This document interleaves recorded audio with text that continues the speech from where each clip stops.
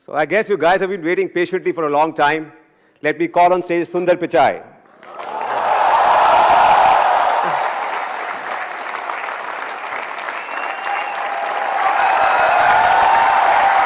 Welcome.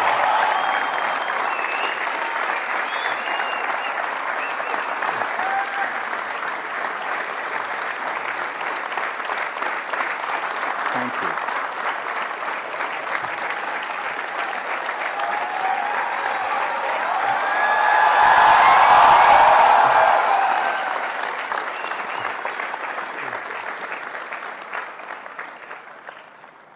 So welcome Sundar to IIT Kharagpur. As you can see, you don't need much of an introduction here. You're a rock star on campus. We have over 3,500 students here in the amphitheater and outside. Hopefully they're not Waiting too for you warm. to hear It from looks you. hot there. Yeah. So tell us, how does it feel to be back at IIT Kharagpur after 23 years? I mean, it is, last time I left, I was making my way to the train station. I was pretty sad to be leaving college. It was an amazing 4 years. I haven't been back since then, so it's extremely nostalgic. I had a chance to come and go back and see the hostel and the wing Beat Up West in Nehru Hall, where I stayed. And I can see there are a few Nehruites out there.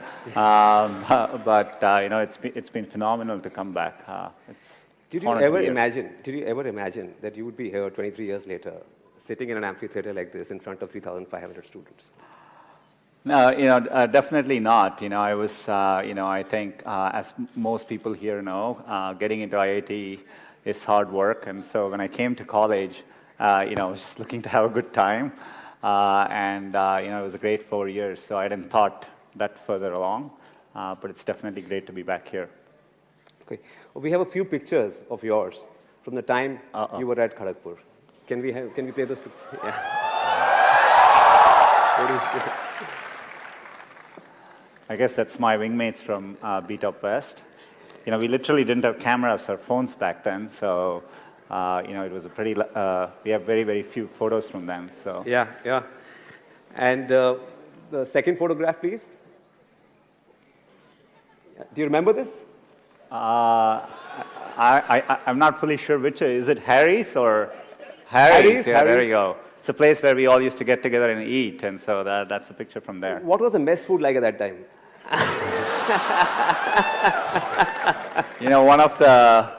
One of the favorite questions. When the mess staff was great, but when I used to join, people would ask us to guess whether it was sambar or dal. Is that still the case? So that was quite an experience, and but they were great folks, and I'm glad they fed us for 4 years. Yeah. Can we have the third picture, please? So can you identify Sundar Pichai in this picture? Yeah. This is at this amphitheater. Yeah, I was sitting here. That was probably 25 years ago. Yeah. You wanted to ask a question. I don't know what was happening at the time, so I think we were just having Do you fun. remember the event? No, I don't. We're probably here for some performance, yeah. So. Yeah. So, you come across as this really humble, down-to-earth, nice guy. I'm sure you were a good student at Kharagpur. But I'm sure there was another side to you as well. Right? Yeah. There is to every IITian. Did you ever bunk classes at IIT? The morning classes? Of course. I think it's the rite of passage of going through college. I had, I have to say I worked hard, but we did have our share of fun as well. Did you get ragged? It was pretty mellow. I definitely remember, when I started, hopefully it has gotten better by now. But we had a few things. I don't know whether you still have. At the time we used to have something called a CG change. I don't know whether you guys still do. It stands for center of gravity change. So you as a freshman, you lock your room and you go out and you come back. And the room doors aren't open, but everything inside your room has been rearranged. Wow. And they do it by putting sticks in and all your clothes. They've rearranged even the furniture. So it's quite a shock when you open your room door and you walk back in to see your entire room has been rearranged. So we That had must have been crazy. I mean, yeah. As a freshman. Yeah, it was quite an experience. I don't think that was as bad as maybe a couple of weeks into being here. I came from South. I came from Chennai. I'd learned Hindi in school, but I never spoke it much. Just listening to how people were speaking, I just thought you address people this way. So one day there was someone in the mess, and I had to call him. I called him Abe Saleh. That's how in my first couple of weeks, I thought you call people that way. It was quite, and next thing I know, the folks in the mess were quite upset, and I think they temporarily closed down the mess. Oh wow! So I wasn't very popular for that day. So you were responsible for the mess shutting down at IIT? Just for a moment, yeah, just for a moment. You met Anjali at IIT Kharagpur? Yeah, Anjali is my wife.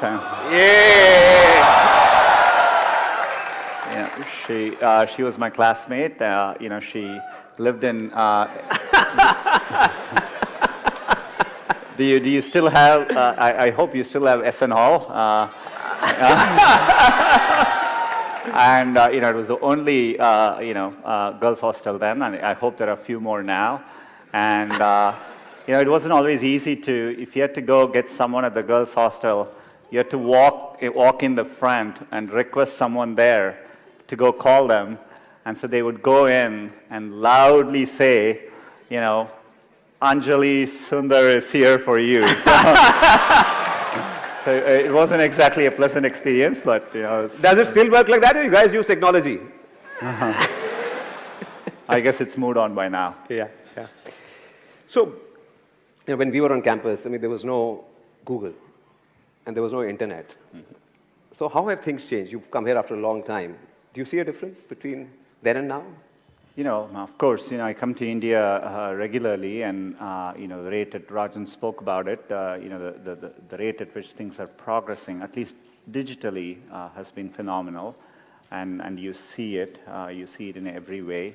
Of course, we didn't have phones there. I remember waiting for a long time to get the first rotary phone in our home, and it was a long wait to get that. Didn't have access to computers growing up. Saw the first computer here for a little bit. We had to book time at the computer center. Book time, carry floppy disks. And floppy disks, It's a very different world. So, clearly the progress has been phenomenal. Mobile is an amazing revolution for India. You have over 300 million smartphones. So you see the change, palpably, across everything I interact with. Though I have to say, walking into Nehru Hall, looking at my dorm, it still looks exactly the same as it did 25 years ago. So some things don't change, which is for the good, I guess. Right. As you know, we have so many students here, and we ask them to send their questions, and we got about 1,200 of them. So we've chosen a few, for you to answer. So if we can move to the first student, Sheikh Mohammed Samir. Can we have your question, please? Yeah, over there, in that corner. Sheikh Mohammed Samir. You must have sit here, so you know how glad we all are about you. Every student is anxious about your replies, and professors are happy that a student of theirs is in such a position. I want to ask, every student aspires to be in a respectable position. So when did you feel that you reached a checkpoint? When did you feel, I'm going to change from an alumnus to a distinguished alumnus? I don't get to make that decision. I think it's a decision by the faculty here. I think I always approached it as I look to do something I really like doing. I'd always wanted to build products, and in my life, getting access to computing made a big difference. And so I've always wanted to work on computing, build computing products which could reach many users. And that's what I've been focused on. And so I think it's an end result of that. So. Okay, can we have another question from Chiranjeev Singh Rathore? Yeah, over there. Hi, sir. So my question was, we are students, and you are very humble, but there must be some crazy things you've done when you were in campus. So any of those memories? What was the craziest thing you did at IIT Kharagpur? You mean crazier than calling somebody Abe Saleh in the gym? I mean,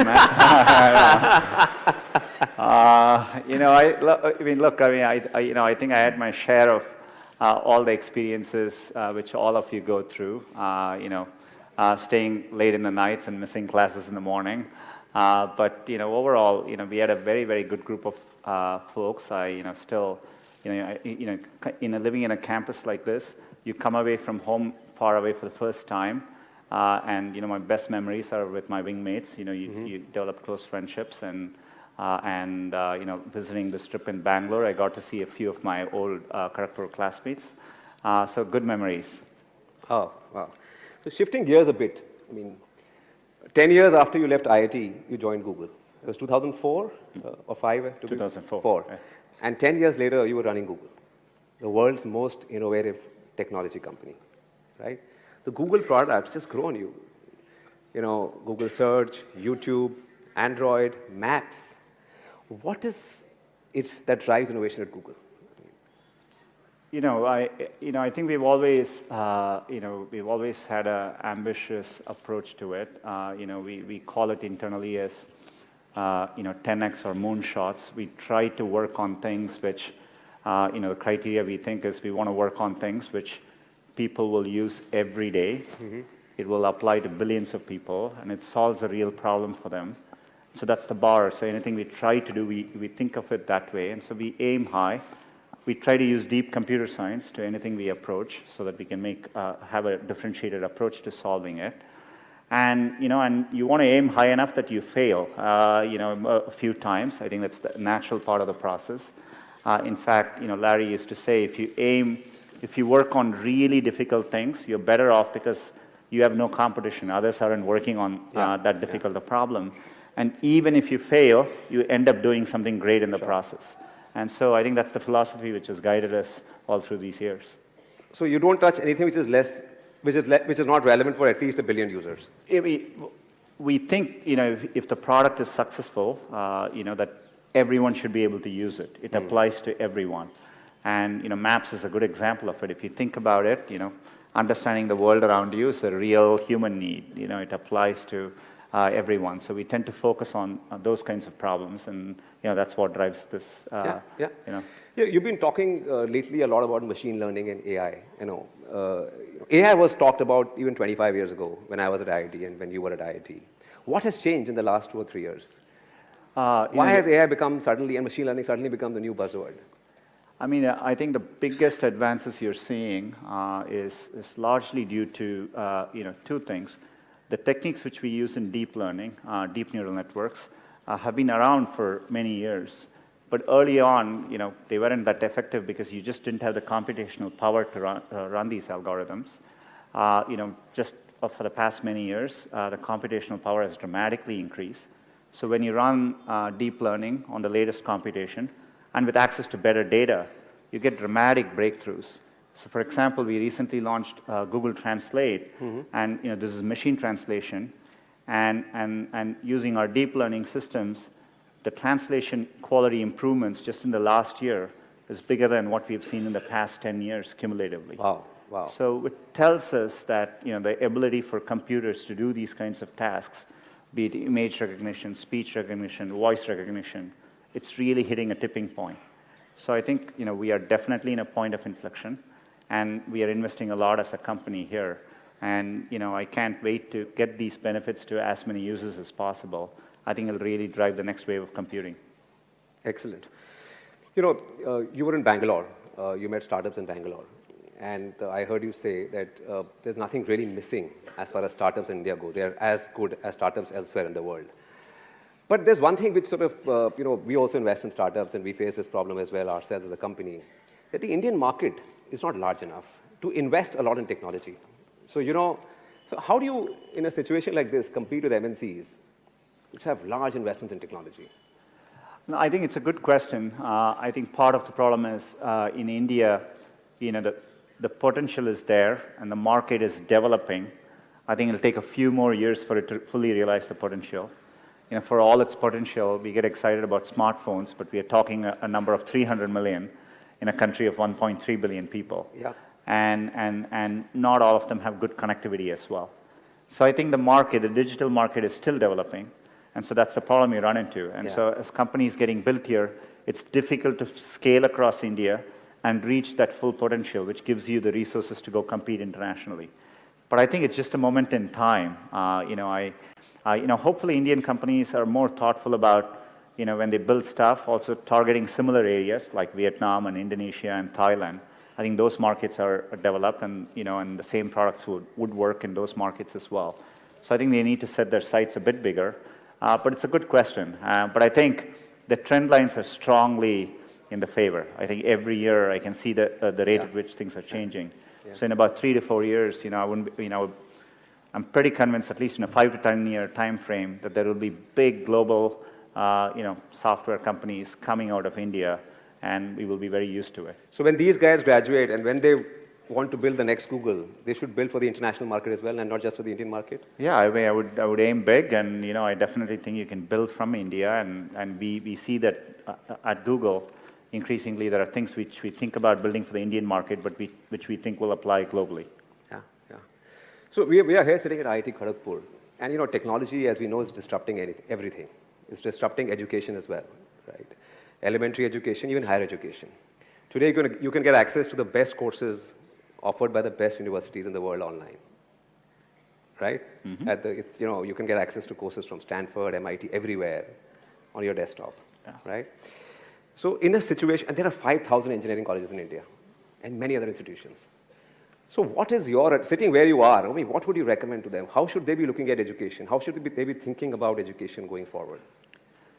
I think, it's one of the great things about India is this tremendous interest in education.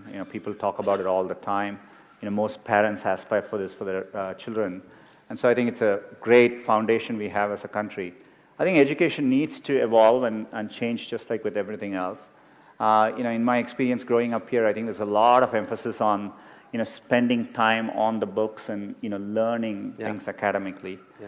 I think, working the real world, I would say, it is important to be well-rounded. It's important to, try different things. Take some risks. I would encourage people to, follow their passions a little bit more.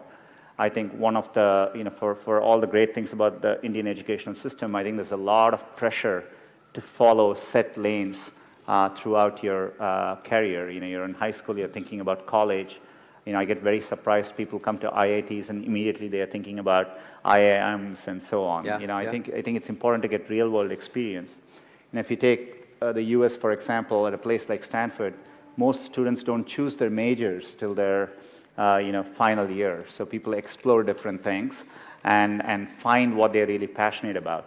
So I think those are all good things to aspire to. I think I would like to see people value creativity, value experience of doing things, taking risks, and academics is important, but it is not as important as it's also made out to be. So you would want people and institutes to focus a lot more on experiential learning, project work, internships, stuff like that, to get real life experience. Yeah, I think that matters a lot. I think people should be encouraged to take risks a little bit more and try different things till they find what they like doing. Yeah, and things have changed. It's okay to fail even in India now. Oh, I absolutely think. Look, it's remarkable to be at IIT. There are many, many great people who don't make it in, and you will see this later in life. People do well from all walks of life. I think it's important to remember, getting into an elite institution doesn't guarantee success. It matters a lot, but it doesn't guarantee success. And I think it's important to keep that perspective in life. And life is a long road, and so you want to take it at the right pace and enjoy what you're doing. I interviewed a guy recently for our company, and he was all of 26, 27 years old, and he had done a startup after graduating. And he was very excited and he wanted to do new things. So I asked him, what happened? Why did you give up on the startup? You've already done 1 or 2 things and you want to try a third thing. He said, I saw these friends of mine who graduated with me. They're doing such exciting stuff overseas and in India that I went through a quarter-life crisis. And so I want to do new things. There's so much happening outside. There's so much opportunity today that there is no end to what you can do. Yeah, I think it's great. I think there are definitely a lot more options. It doesn't need to be even in engineering. I think it's important to remember, there are many, many different ways, you can approach things. And what matters most is, loving what you're doing and trying to do well at it. So. Sure. So tell me, I'm sure there are lots of great technologists at Google, and you're a great technologist yourself. But what is Sundar Pichai like as a leader? I think... What is your leadership style? When you're trying to run something at the scale of Google, we have now over 60,000 people, and you rely on other strong leaders. I think a lot of what I do is, I have an outstanding leadership team. It's learning to let go and really empowering people, at all levels of the organization, and trusting them to doing the right thing. And as a leader, a lot of your job is to make those people successful. It's less about trying to be successful and more about making sure you have good people, and your work is to remove barriers, remove roadblocks for them, so that they can be successful in what they do. And so that's how I've always thought about it. I've also valued teamwork quite a bit. And I think it's really important to build organizations where people actually want to work together. Yeah. Everything comes out of that. So setting up collaborative cultures is another big thing I try to focus on. So it's not about one person, it's about the team. That's right. Yeah. And if your team succeeds, you also succeed with them. Absolutely. Yeah. Great. So let's get some questions from the students. Arundhati Banerjee. Google is having an impact all over the world. And as you mentioned, you use principles of computer science in most of your products. So we would like to know what is the next big thing going to be in R&D at Google?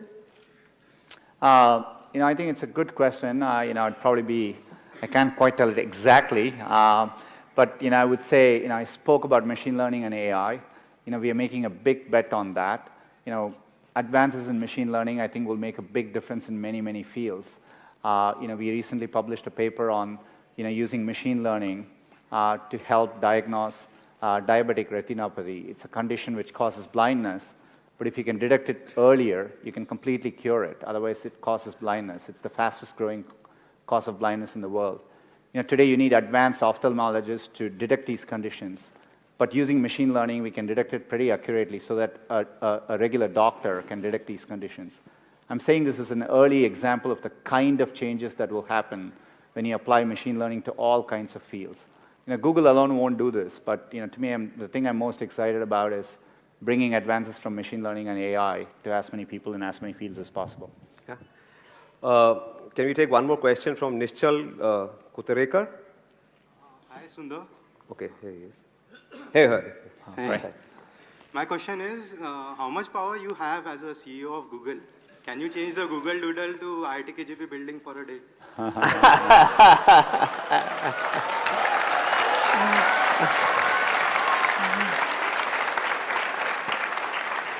I'm going to send a message to the team.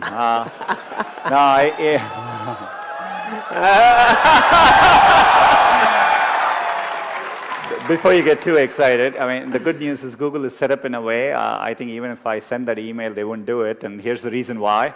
I think we have, we build an organization with strong ideals and values on when we show doodles, for what occasions, and it's less about what I want to happen as much as, we have a set of rules to go by. KGP definitely deserves celebration, and, look forward to doing it in the most thoughtful way possible. No, we are a client of Google. Can you put us on the homepage of Google? There you go. That's why we are thoughtful about these things. Great. So, okay. Can we go to Sankalp, please? Oh, Sankalp is here right behind us. Yeah. Hello, sir. Wow. What is the role of Google in the digitization of India?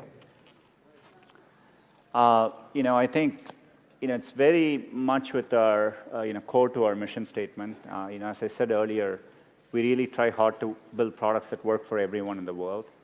Search works that way, and so, when we look at India, the main areas where we have really focused on is a few things.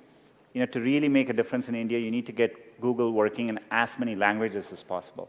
English is only spoken by a small segment of the overall population. So just getting Google to work in other languages is a big focus. We've made progress. today in Android with search. We support many languages, but we want to do all that better so that it works even in rural situations with the right dialects and so on. The second is improving, getting access for people. So, I would love to see cheaper smartphones, entry-level smartphones. I think to really, we need to bring the prices down even more, maybe at a $30 US level for India for entry-level smartphones. And connectivity is extraordinarily important. This is why, we've been working on the Wi-Fi project. We have connected 100 railway stations. I heard the Kharagpur railway station has Wi-Fi.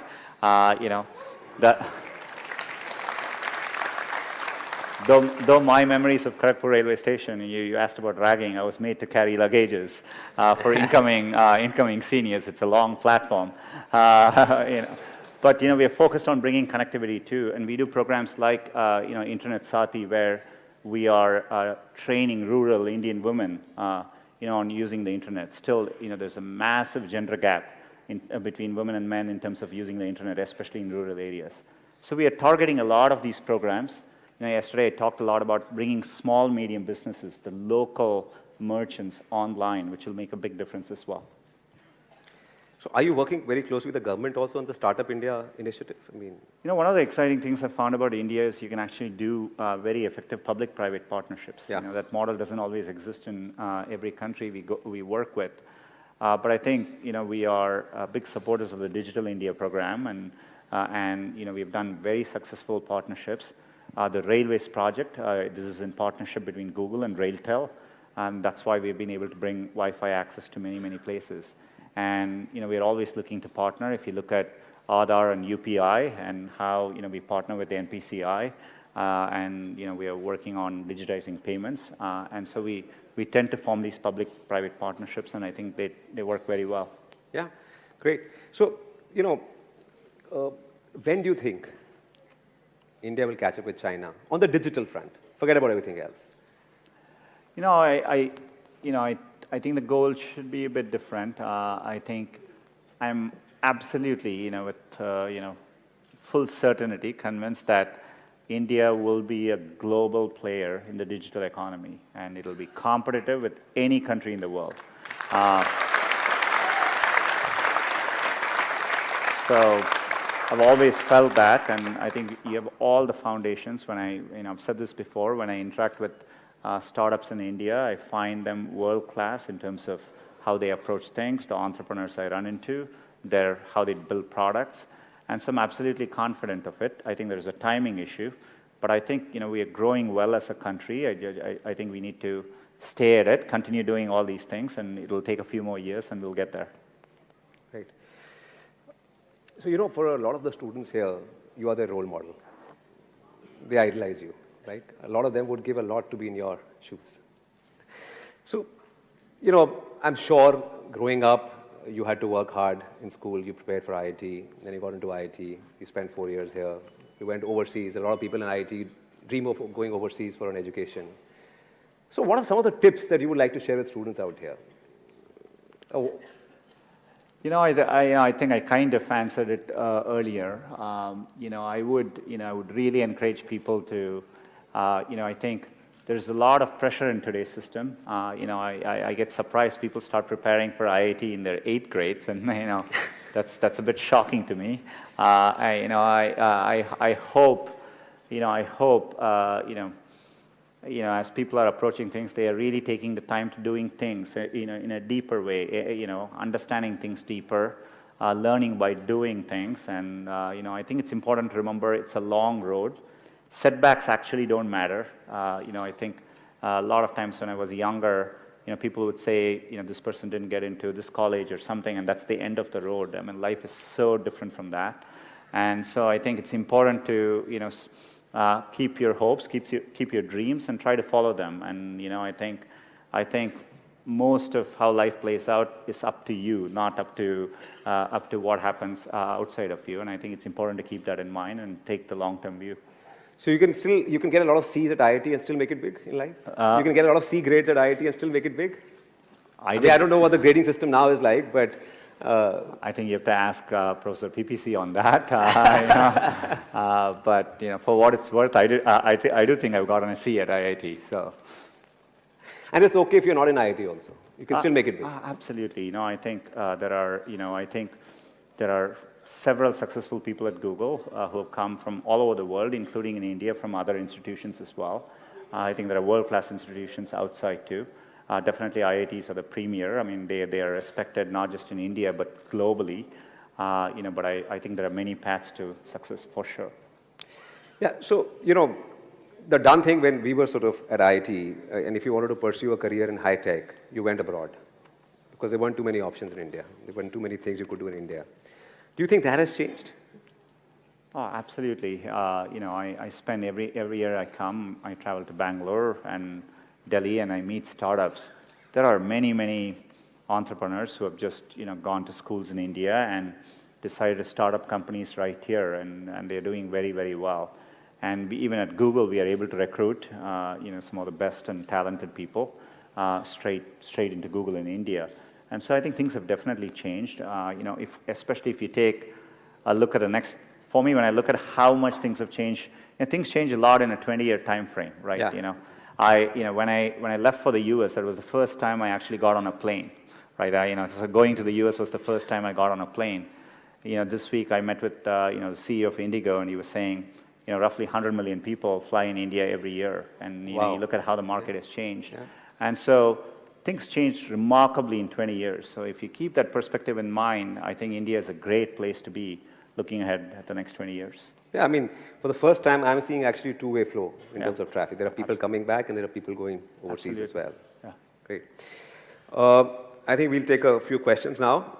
Can we go to Abhigna Revuru? Yeah, on that side. Hello, Sundar. My question is, like Mr. Hitesh said, you are in a position many of us aspire to be in. So, say 10, 15 years ago, where did you think you would be here today? And 10 years from now, where do you see yourself in the future?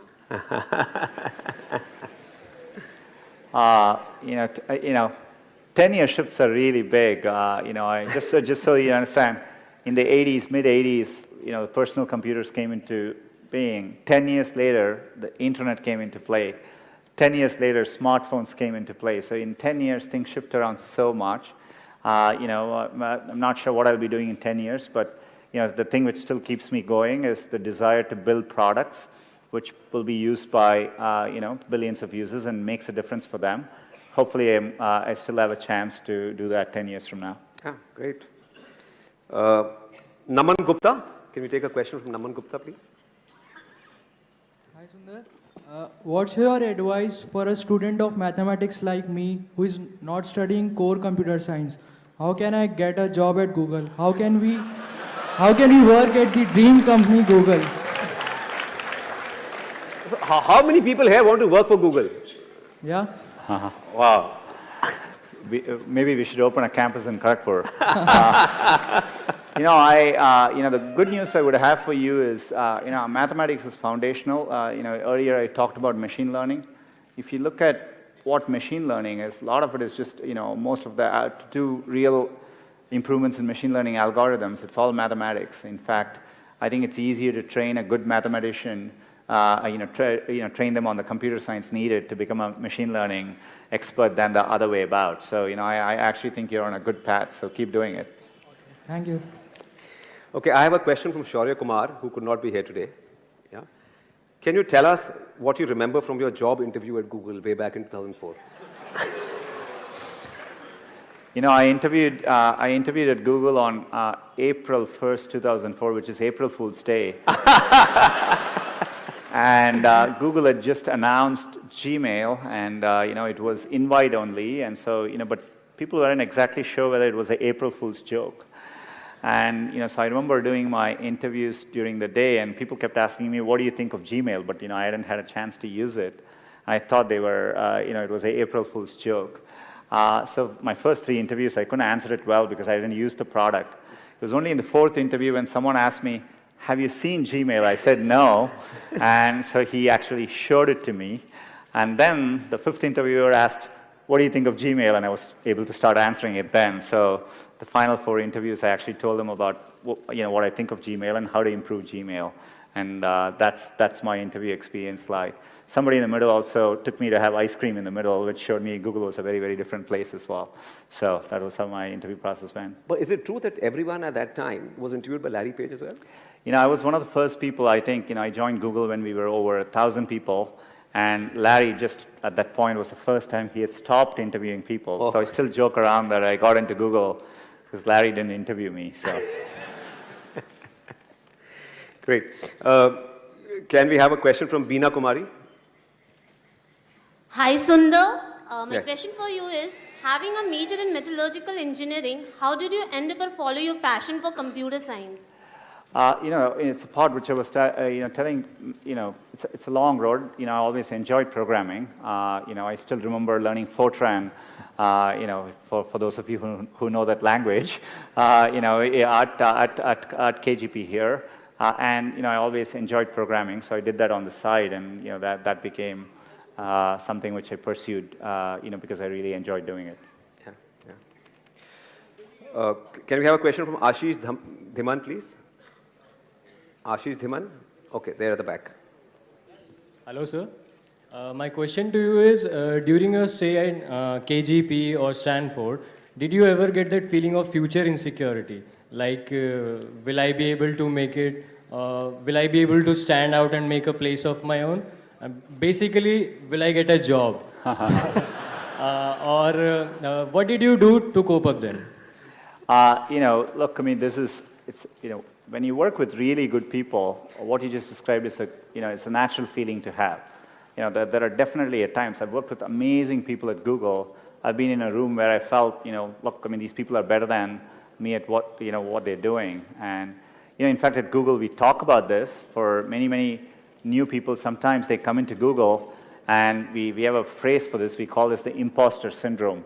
People commonly say, well, I don't belong here because, people around me seem very, very good. And I think any elite institution, I'm sure it's true at IIT here, you're always surrounded by very good people, and I think there are moments when you feel what you just described. Yeah. I think it's natural. If anything, I would say you almost always want to feel that all through your life, because that means you're working with people who are very, very good, and and that's really important. So you always, if you feel very comfortable in what you're doing, I don't think you're pushing yourself enough, and so I think you always want to strive to be in environments where you feel the people around you are a little bit better than you are. Thanks.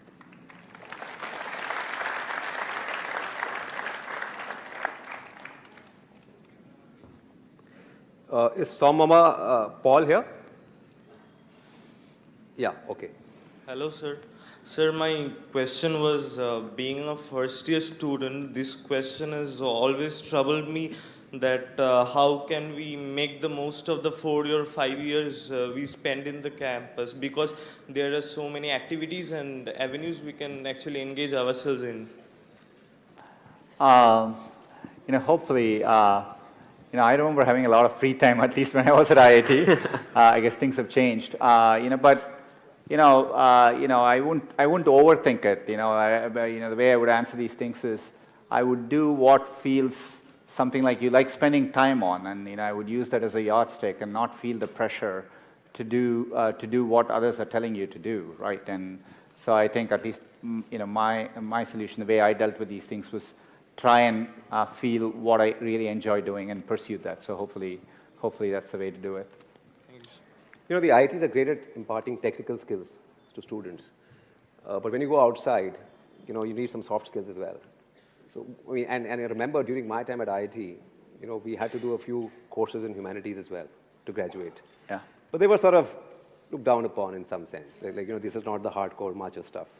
So what is your feeling? What do you think? Should students be developing themselves holistically? Should they be spending time on stuff outside the core technical stuff to get a wider perspective? I think so. I think it's good. I regret not having done it more when I was here.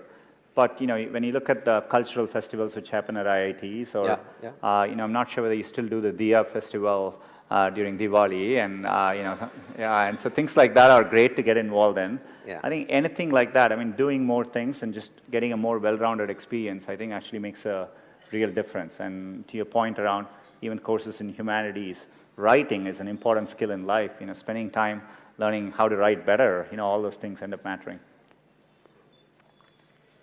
Great. We'll now move on to what is called a rapid fire round. Have you seen Coffee with Karan ever? Here and there, on YouTube. Okay. Well, we won't put you we'll put you in the hot seat, but we won't ask you very tough questions. Okay, great. Thank you. Okay, but in the interest of time, many of these questions are from students, but I'll sort of take them. So the first one is from Vishal Sharma. How do you spend your free time? Free time. Do you have free time? Definitely. I have young kids, so I try to spend it with them. I love watching cricket and soccer. If I get a chance, I do that too. So I try to stay in touch with friends and family. How old are the kids? 13 and 9. 13 and 9. Yeah. Okay, this one is a tricky one from Amol Sakhle. What was your GPA at IIT? I would say,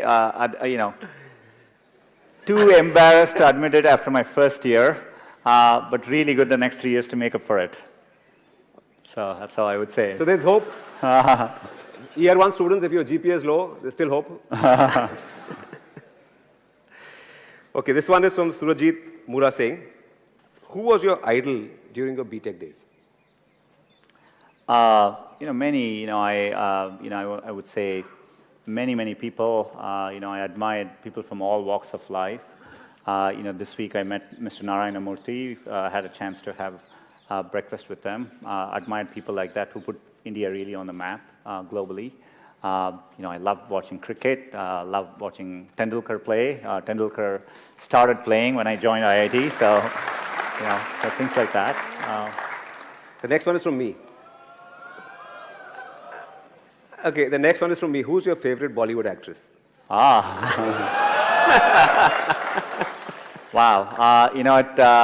At Google, I had a chance to host and interview Deepika Padukone and Shah Rukh Khan. And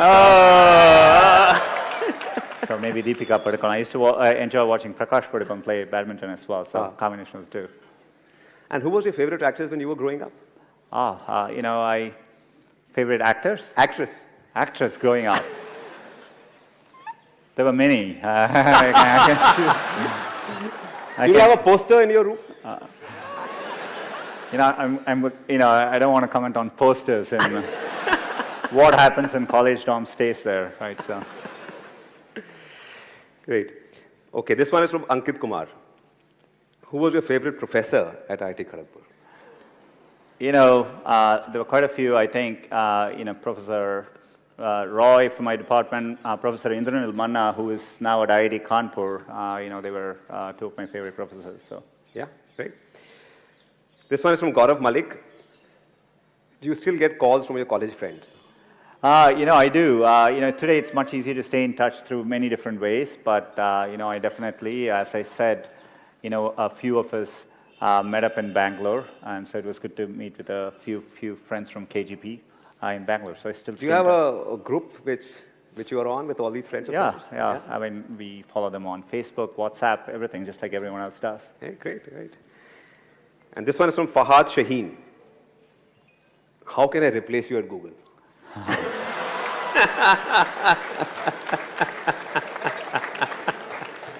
I would tell him, be careful what you wish for. But happy to discuss this with him over a cup of chai. So. Right. And of course, you've been. I heard you say that Gavaskar was your favorite cricketer while you were growing up, and you used to listen to the commentary on radio. India versus West Indies. Yeah. Gavaskar used to score hundreds in the Windies against those fast bowlers. And of course, you mentioned Tendulkar as well, right? But who's your favorite cricketer today? Do you follow cricket? I follow cricket, and I don't get as much time as I used to, but they keep making the game shorter and shorter, so it gets easier to follow. I definitely follow cricket. Like with everyone here, I think watching Kohli through the last year has been incredible. So, I didn't think somebody could have an average above 50 in all forms of the game: Test cricket, one days, and T20. So it's been phenomenal to see. And were you a cricketer yourself? Did you play while you were at... And not very good. You know, I couldn't even make it to the KGP team, so sorry. Okay, great. I think, Sundar, it's been awesome talking to you. Thank you for taking the time out to be here with all these students. I'm sure they'll go back a lot more inspired. Okay? One last request. Can we have a selfie with everyone? Oh, absolutely. Well, thank you so much for taking the time and waiting here, and it's been a great day. Thank you. Okay. Okay. Is it okay? All right. I'll just click a few.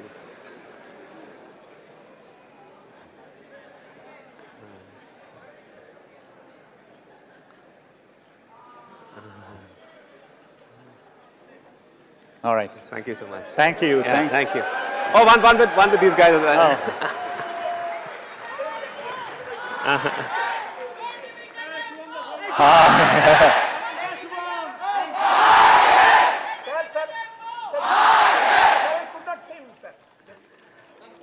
All right. Thank you, guys. Thank you so much.